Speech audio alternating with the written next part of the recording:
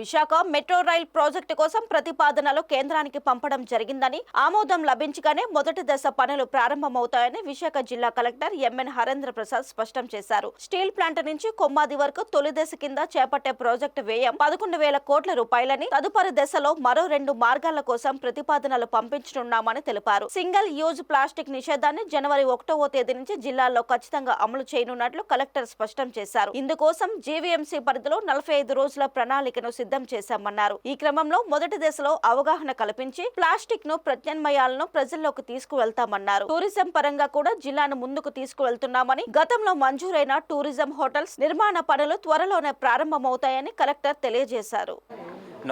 Railways అది ప్రతిపాదనలు మంత్రివర్యులు ఎంఐయుడి మినిస్టర్ గారు సభలో చెప్పడం జరిగింది. ప్రతిపాదనలు కేంద్ర ప్రభుత్వానికి పంపడం జరిగింది. కేంద్ర ప్రభుత్వం ఒక ఆమోదం రాగానే ఆ పనులు ప్రారంభమవుతాయి. ఇనిషియల్గా మనం 2 ఫేజెస్ ఉన్నాయి. ఫస్ట్ ఫేజ్ సంబంధించిన ప్రతిపాదనలు పంపించడం జరిగింది. దాదాపు 11,000 కోట్లకు సంబంధించిన ప్రతిపాదనలు అవి. దాంట్లో మనకు స్టీల్ ప్లాంట్ నుంచి కొమ్మాది వరకు, అంతేకాకుండా ఇంకా 2 స్ట్రెచెస్ ఉన్నాయి. మొత్తం 3 స్ట్రెచెస్ ఉన్నాయి. దాదాపు 46 కిలోమీటర్ సంబంధించినది. అవన్నీ కూడా ప్రతిపాదనలు పంపించడం జరిగింది ఢిల్లీ.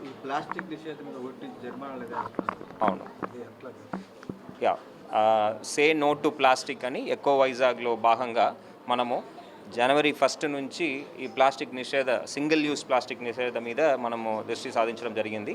దానికి సంబంధించి 45 రోజు ప్రణాళిక జీవీఎంసీ ఆధ్వర్యంలో చేపట్టడం జరుగుతుంది. దాని ద్వారా ఫస్ట్ ఫేజ్లో అందరికీ ఎడ్యుకేట్ చేయడం, ఇంక్లూడింగ్ ట్రేడర్స్, చిన్న చిరు వ్యాపారులు అందరికీ కూడా దీని యొక్క సమస్యల గురించి వివరించడం, అదేవిధంగా ప్రజలకు కూడా దీని గురించి వివరించడం జరుగుతుంది.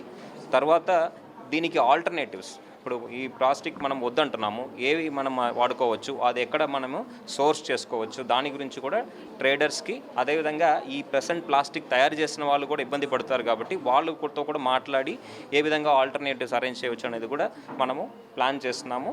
ఈ 45 రోజు యాక్టివిటీ జరుగుతుంది. ఫస్ట్ నుంచి మనం ప్లాన్ ఇంప్లిమెంట్ చేద్దాం అనుకుంటున్నాము.